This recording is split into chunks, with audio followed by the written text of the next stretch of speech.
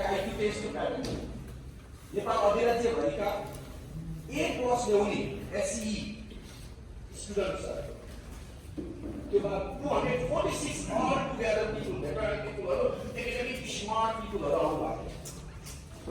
This mark 200 out of 246, only one people got average level confidence. Otherwise,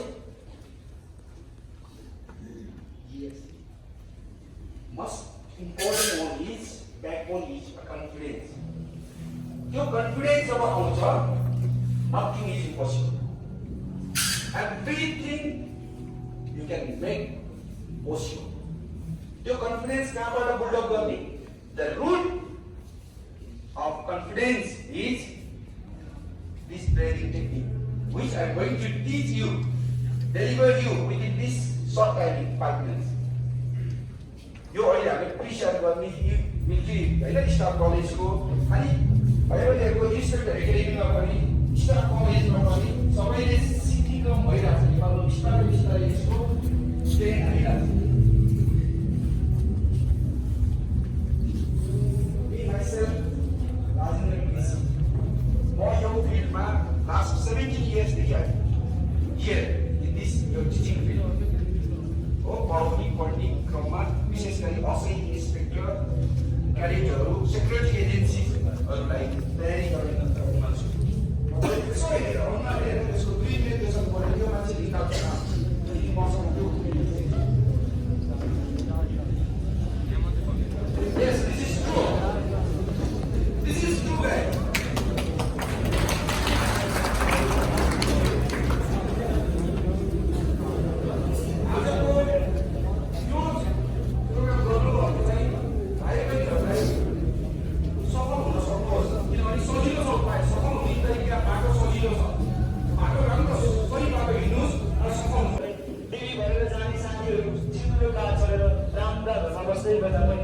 मान्छेको साथ भन्दा हाम्रा अफिसरहरू जो औलाद र देश र जनताको सेवामा खटेका छन् तिनका इज्जत र प्रतिष्ठाको नमनबाट पनि हामी बुझ्न सक्छौँ।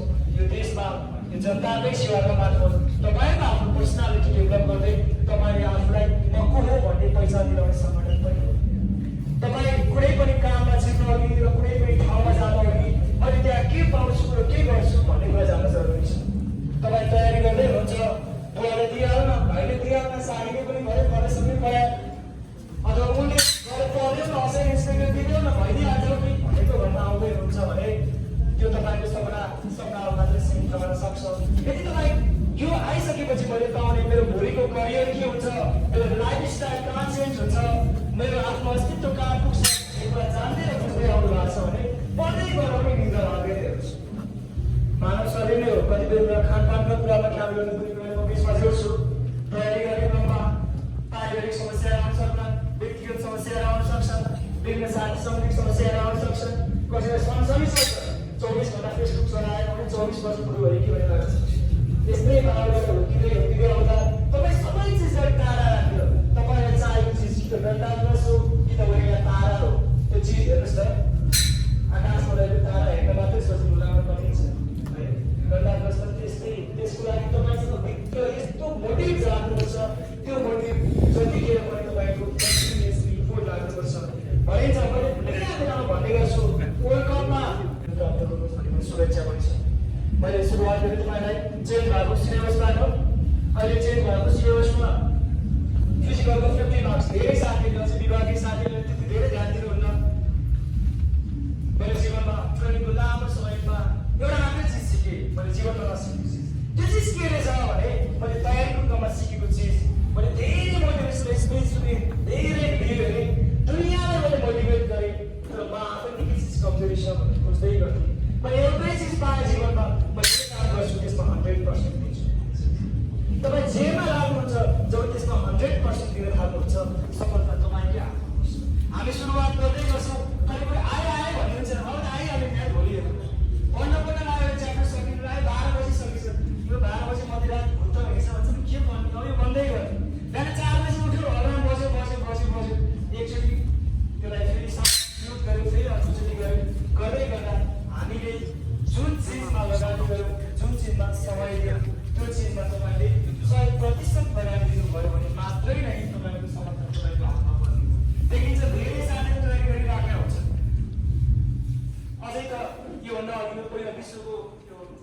केमा आउने जहाँनिर विश्वको इतिहास आउँथेन त्यतिखेर पनि साथीहरू नोट बनाएर पाना पाना काउन्टर हुँदैन।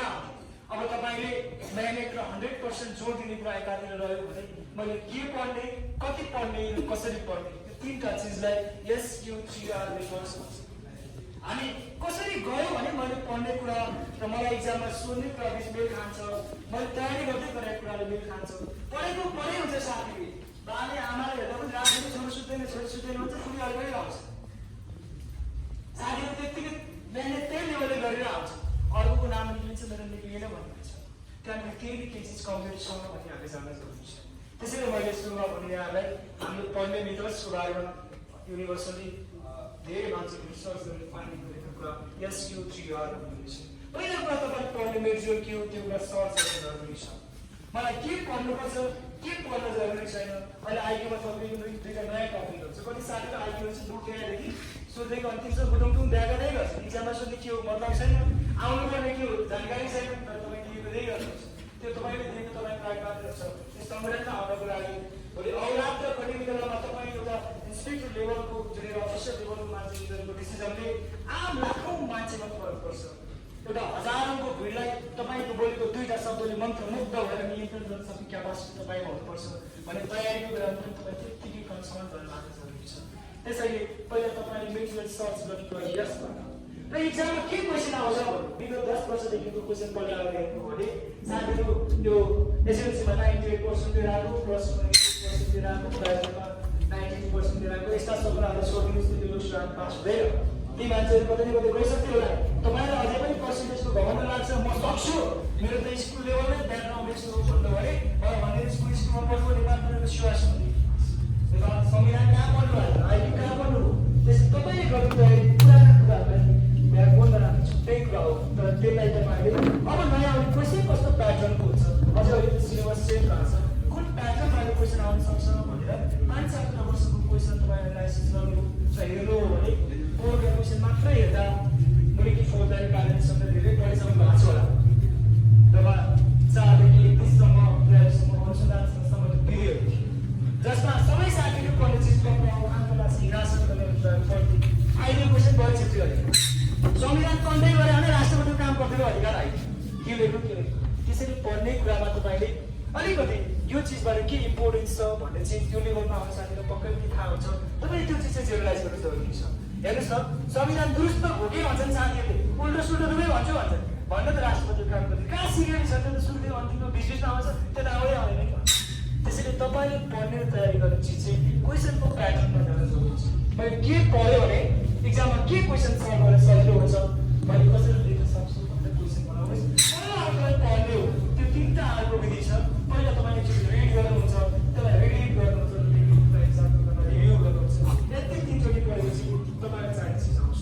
हामी एउटा प्याराग्राफ टपिक भइसक्दा पनि अन्तिममा गएर दोहोऱ्याउने बेलामा के हेर्छौँ भने मैले के जाने मलाई वास्तवमा के नलेज थियो र मैले के चिज थपेर आज पढेर चिजहरू मैले छुट्याउँदै जानु हो भने हर चिजले तपाईँलाई उसको ज्ञान प्राप्ति गरिदिन्छ।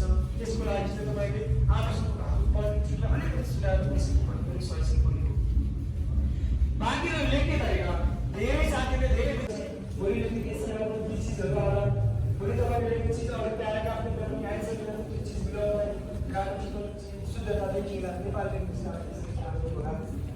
मैले स्पेसली तपाईँलाई जोड्न खोजेको असैल इन्सपेक्टर दुबईमा दिदीहरूको आफैमा तपाईँको तयारी राम्रो छ मैले गरिरहेको छु भन्ने लाग्छ र कता कता कहाँनिर कमजोरी छ कि भन्ने हो भने तपाईँले पढिरहेको चिजमा पहिलो चिज चाहिँ 100% फोकस दिने भन्ने कुरा कहिल्यै नगर्नु होला। जहाँ गर्दै हुन्छ यतातिर ल्यापटप पाउँछ यतातिर फोन बजिरहेको छ अर्कोतिर अफिसको टेबलमा अर्को काम चाहिँ के पढ्नु पढेर मात्र देखाएर मात्र चाहिँ कहिल्यै हुनेछ। पढ्ने चिजलाई तपाईँले बरु सधैँ टाइम पढ्नु अहिलेको यो एजका साथीहरूले समयमा पक्का पनि गाह्रो छ। म 12:45 मिनटदेखि 2:17 मिनटसम्म इङ्ग्लिस पढ्छु 100% रुटिन बनाएर पढ्छ 100% रुटिन फलो गरेर पढ्नुपर्छ भन्ने मान्नु। तर रुटिन कस्तो चाहिन्छ भने मैले पढ्ने 5वटै सब्जेक्टको लागि मलाई जति सब्जेक्टहरू छ पर सब्जेक्ट मानिलिउँ मैले आज अङ्ग्रेजी भन्ने विषय 45 मिनट पढ्छु भने म बिहान 4 बजे उठेर अफिसको काममा सुस्ताएँ बेलुका 12 बजेसम्मको काममै एक्टिभ रहेँ तर मेरो समय सिक्यो। रात 2 बेला आयो भने मैले त्यो चिज बिर्सिनुहुन्न मैले आज 45 मिनट अङ्ग्रेजी पढ्नु।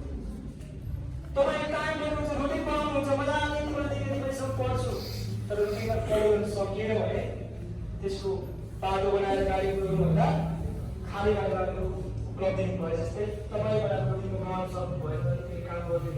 त्यसैले आजमा यो सब्जेक्टमा 5 सब्जेक्टमा यति मिनट दिन्छु भन्ने तपाईँले फलो गर्नुभयो र त्यसलाई हेर्नु हो भने 1 हप्तासम्म कन्टिन्यू तपाईँले एउटा प्याटर्न फलो गरेर 1 हप्ता पछि हामी पढेको कुराहरू मैले फेरि मैले के सिकेँ, मैले के जानेँ, कसरी आउँदो रहेछ, असै इन्सपेक्टर एक्जाम दिन आएको एसएससी उसको भुटीको भुटी गरेको कारण पास भएको फिल लाग्छ।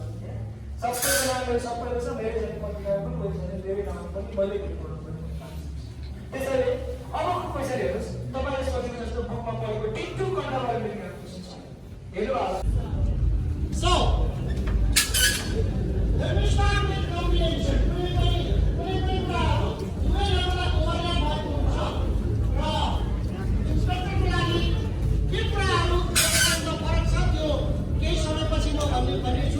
The first is comprehensive questions. पहिलो भनेको चाहिँ तपाईहरुको प्यासेज गर्ने, कसरी गर्ने। हामीले के गर्छौं भने सरल प्यासेज पढ्यो, त्यसपछि त्यसको क्वेशनहरु पढ्यो, अनि फेरि प्यासेजमा गयो, बुझ्यो, अनि फेरि क्वेशनमा आयो, बुझ्यो, पछि के टाइम लाग्यो। रिडिङको पनि 7 वेज हुन्छ। There are 7 ways of finding out the answers. There are 7 ways to read faster. There are 7 ways to understand. त्यसैले सर्वप्रथम त तपाईहरु सबैले प्रश्न पढ्नु। Read the questions first, not the passage. It is because once you read the questions first, you come to know what is the passage is all about. Passage के बारेमा हो भन्ने कुरा थाहा हुन्छ। त्यहीदेखि माइन्डमा रहन्छ, ए मैले पढेर आएको प्यासेज चाहिँ यसको बारेमा रहेछ। त्यसपछि हरेक क्वेसन पढ्दै ए यो क्वेसनको आन्सर मैले जाने हो हैन। किनभने नेपालीबाट अङ्ग्रेजीमा ट्रान्सलेसन गर्दाखेरि गाह्रो, किनभने हाम्रो व्यवहारमा हामीले अङ्ग्रेजी शब्द बढी प्रयोग गरेर हुन्छौँ के हैन। मैले तिमीसँग यस्तो एक्सपेक्ट गरेको थिएँ कि अब त्यो अभिलाषा भनी आयो भने कुन चाहिँ लाषा हो थाहा भएन। त्यसकारण नेपालीको राम्रो ज्ञान भयो भने अङ्ग्रेजीमा लेख्न सकिन्छ। ट्रान्सलेसनमा 2 प्रकारको हुन्छ, एउटा शाब्दिक ट्रान्सलेसन, एउटा भावार्थक। तिम्रा पाइलाहरूले सफलता चुनोस् भन्दाखेरि मे योर स्टेप इज सक्सेस भन्ने भएन नि, मे यु बी सक्सेसफुल हुनु पर्यो नि। मेरो टाउकोले चक्कर खाइरहेको छ, my head is eating a circle भयो भएन। त्यसकारण तपाईँहरू के गर्नुहोस् भने जहाँ भावात्मक तरिकाले अनुवाद गर्ने गर्नुपर्छ त्यहाँ भावात्मक तरिकाले गर्ने, जहाँ शाब्दिक तरिकाले अनुवाद गर्नुपर्ने छ शाब्दिक तरिकाले गर्ने। शब्द एवं भाव यो के खोजेको छ त्यो हेर्नु पर्यो। नत्र एकछिन अगाडि म यहाँ थियो अनि कहाँ गयो just before he was here now भइरहेको भयो हुँदैन नि। त्यसकारण हेर्नुहोस्, कुनै पनि शब्दहरू सांस्कृतिक शब्दहरू मौलिक शब्दहरू हुन्छन् जसको अङ्ग्रेजी हुँदैन, त्यसमा के गर्नु पर्यो नेपालीमै हुन्छ। जस्तै गुन्द्रुक होइन, त्यसको चाहिँ अङ्ग्रेजी त हुँदैन। यी कुराहरूमा पनि ध्यान दिनुहोस्, ट्रान्सलेसन हुन्छ। अर्को कुरा ट्रान्सलेसनमा याद गर्ने सब्जेक्ट भएर अब्जेक्ट अग्रिमेन्ट। हिजो बेलुका ऊ यहाँ आयो भन्दाखेरि yesterday evening he came here भनेको he came here yesterday evening. Subject, verb, object, adverb. कसरी राख्नुपर्छ त्यो एकदमै ध्यान दिनु पर्यो। जसलाई हामी भन्छौँ पदक्रमिका होइन, त्यो अनुसार हेर्नु पर्यो। त्यसकारणले गर्दा विशेष गरेर त्यसमा हामीले कसरी लेख्नुपर्छ, धेरैजना कोही पुलिसमा आउनु भएको छ भने धेरै सजिलो होला। जुन पब्लिक तपाईँहरू हुनुहुन्छ भने केही गाह्रो हुन्छ। अहिलेको टपिक्समा त्यस्तो बनाएको छ, त्यसले गर्दा थोरै गाह्रो हुने भएको कारणले गर्दा तपाईँलाई त्यसका केही कुराहरू कसरी जान सकिन्छ, हामी कसरी लेख्न सकिन्छ भन्ने कुरालाई म तपाईँलाई जोड्छु। त्यसपछि अब आज यति दिन सबै सुरुबाट अन्तिमसम्म कुराहरू त सायद सकिँदैन, भ्याइँदैन होला। त्यही पनि बिचमा त्यस्तो केही भयो भने हामी पछि पनि भेटौँला। त्यसलाई चाहिँ खालि केही छैन, समय पनि अब धेरै छ। बल्ल भोलिबाट फर्म सकिन्छ, अझ हाम्रो फिजिकल बाँकी छ, लेखित अन्त वैशाख जति लाग्ला। त्यसैले अझ तयारी गर्ने समय पनि पछाउँदै छ। हामी यदि लाग्यो भने राम्रोसँग मिहिनेत गऱ्यो भने हामीसित तयारी गर्ने समय पनि छ। त्यसकारण एउटा अब विशेष गरेर अहिलेको पाठ्यक्रम अहिले जुन सिलेबस अहिले जुन चेन्ज परिवर्तन भएको छ त्यो परिवर्तन भएको पाठ्यक्रममा सजिलो बनाइदिएको छ पहिला भन्दा यो मान्यमा कि पहिला अब क्वेसन कसरी आउँछ 2-3 क्वेसन पढाएको भन्दा बाहिरबाट आउने क्वेसन अनि आफूलाई पनि थाहा नहुने अथवा पढाएको टिचरलाई पनि थाहा नहुने खालको प्याटर्नको क्वेसन सोध्थ्यो भने अहिले यस्तो सजिलो बनाएको छ कि अहिले खुदागत छ प्रहरी कर्मचारीका गुणहरू प्रहरी कर्मचारीका कामकर्ताको अनि सुरक्षाको महत्त्व भनेर दिएको छ नि त 25 रुपियाँ होइन अनि पहिला प्रहरी सम्बन्धी जानकारी छ त्यसलाई प्रहरीमा के कुरा त्यहाँ कति नम्बरमा आउँछ त्यहाँ पनि भनिदिएको छ त्यसपछि गएर प्रहरी सुरक्षा सम्बन्धी कुरा जोडिएको छ त्यहाँ सुरक्षामा गस्ती खबर सङ्कलन अनि यो सुरक्षाका समितिहरू त्यसपछि ती भिड अनि आएर सङ्कट होइन तनाव ती कुराहरू जोडिएको छ त्यो साथसाथै भनेको के हो महत्त्व भनेर जोडिएको छ अनि क्वेसन पनि त्यही प्याटर्न ल्याउँछ अनि अनुसन्धानतिर गएर अनुसन्धानका कुराहरू के अरे अपराधका कुराहरू अपराधका तत्त्व के कारणले अपराध गर्छ अनि विभिन्न अपराधमा चाहिँ यसका चुनौतीहरू के छन् विद्यमान चुनौतीहरू के छन् त्यसपछि गएर अनुसन्धान भनेको के हो अनुसन्धानको महत्त्व के छ यसको विधि के छन् यसको चरण के हो त्यसपछि जाहेर दरखास्त एउटा यो आज तयारी गर्ने समय छ अझ 20 तारिक बाँकी छ आज बजार तयारी गर्नुहोस् अनि आफूलाई फिजिकल सक्नुहोस् है फेरि लेखेको लागि तयारी गर्नुहोस् 20 तारिक लेखिसके फेरि अन्त लागि चाहिँ फेरि गर्नु होइन मैले भन्दै बजार यो छोटो